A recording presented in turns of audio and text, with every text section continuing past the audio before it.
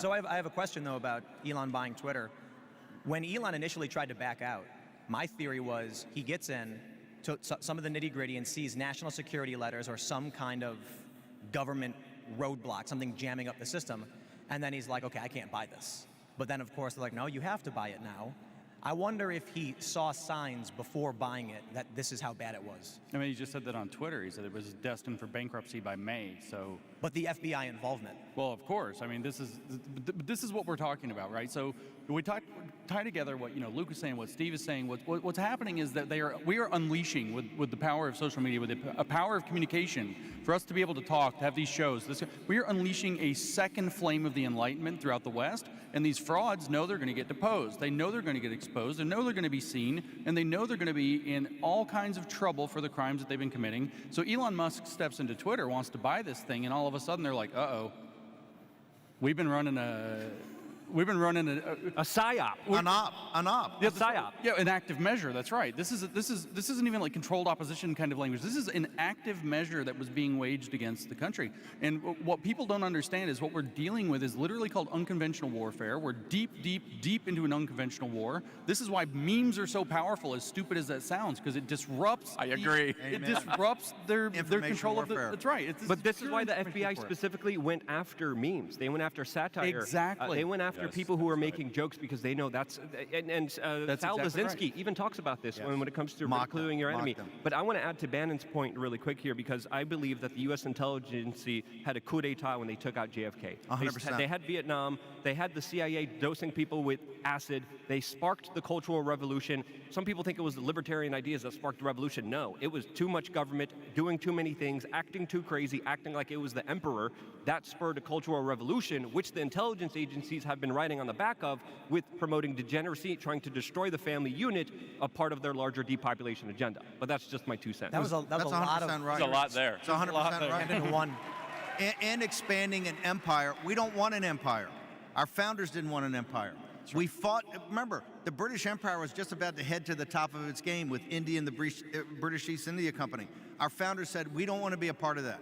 We don't want an oligarchy running us, and we don't want a landed aristocracy running us, and we're prepared to go to war and sacrifice our lives to do that, to fight that.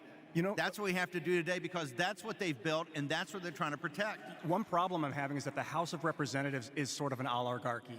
Unfortunately, they're bribable, and I wonder if we could build like a system of decentralized, smart contracts where everyone could represent their unit, like all 700,000 of us from a district could vote yes or no on something, and then that'll go to the Senate. We still have a Senate to veto the crazy mob.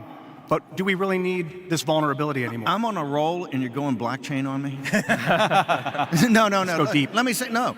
The founders set it up so that the House of Representatives is always there. We should be winning House seats. We should have dominant control of the House, right? We should have and make it the weapon. Remember, the founders gave it the ability to taxes, appropriations, war.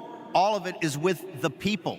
They wanted that as the closest thing in this republic, and everybody in this audience, left and right, should come together. Populist nationalists should come together and say, take a stand and say, no more. We've seen what he did to Kennedy, to Nixon even, now to Trump, and they're going to do it with it. If Bernie Sanders got in there, they do the same exact thing to Bernie Sanders. This is a little wild. Ian and Luke both bring up JFK, but we just saw that report from Tucker Carlson where he said he talked to a source.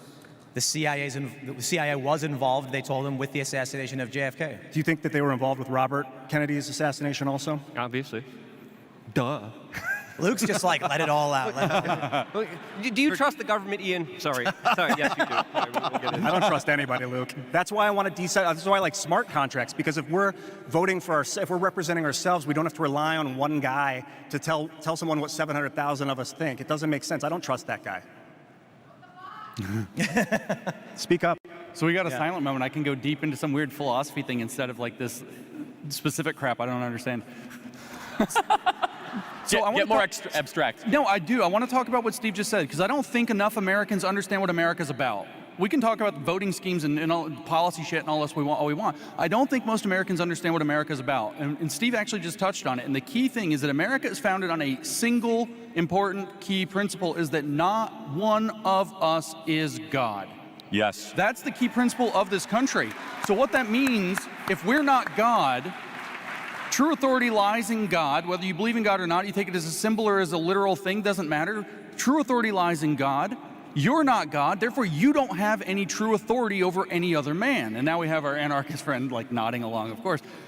Therefore, what are we going to do? We're going to set up a system where we lend political authority with restrictions, with time limits, with all kinds of balanced, divided powers so that they can't run amok, so that we don't become an empire because we're not God. It's that simple. And if you don't understand the basis of this, what's John Locke? What's he saying? John Locke says, well, we got to secure life, liberty, and property. Why does he say that? Thomas Jefferson echoes it in the Declaration. Life, liberty, pursuit of happiness. Why do they say this? They say this because if they can't kill you, they can't lock you up, and they can't take your property, then they can't control how you think, and they can't control how you believe, and they can't control how you worship God. And that's what it means to be a free human being. But they can control the food supply and the water sources, and we need to make sure that we have decentralized food and water as well. Yeah, well, obviously, I mean, now we're getting into Kissinger. Oh my God, I didn't realize. You know, whoever controls the food controls the region. Whoever controls the energy James. controls the nation. Whoever controls the money controls the world. Yeah. Are you? Do you believe in God? Are you atheist? I am an agnostic, is the fancy word of the day. But let me say this, I rail against secularism all the time. And James and I had this conversation yesterday. And I think secularism is a threat to the West. But a much greater threat than not believing in God is believing you are God. And that is a much more dangerous threat. I will be partners with any atheist or agnostic, even though I'm an evangelical Bible-believing Christian, to fight the people that believe they are God. Because that is a much greater threat than not being sure if there is a God. Listen, that's the fight of the West. That's the drama of the entire West. There's these three competing realms. There's reason, there's faith. And then there's this people who get to believe that they think they know everybody. They're better than everybody. They know everything. They have the gnosis, the special knowledge, the secret knowledge, the revelation, the plan for the universe, and they get to enact it on us, and we don't get to enact our will because we are stupid and don't know it. Yeah. Those people are the enemy, and everybody who knows that we're not those people are on the same team. Well, there's another layer to this that I wanted to bring up because, you know, if you guys don't believe in God, you have to understand the very powerful people in charge, they believe in something. There's a reason they go to the Bohemian Grove. There's a reason they hang out with Marina Abramovich and do spirit cooking. There's a reason they hang out with all these devil worshiper Satanists and they do horrible things on private islands that we can't even speak about on this show. So there is a spiritual war happening right now, whether you could deny it or not. But it's happening and it's here, and religion is a part of that war. Let's talk about young people, because what you're all basically saying is main character syndrome, which I think we're seeing a lot of in millennials and some Gen Z, where people think nothing outside of me matters. I also think, to a certain degree, we're seeing this in every generation, and the way I see it manifest is when police officers go to, say there's an all-ages drag event in Texas where they're explicitly engaging in, you know, things inappropriate for kids. And I'm talking about what we just saw in San Antonio with simulated sodomy and things like that. There should be no question that the police would go in there and say, hey, you can't do this, but they're not willing to do it.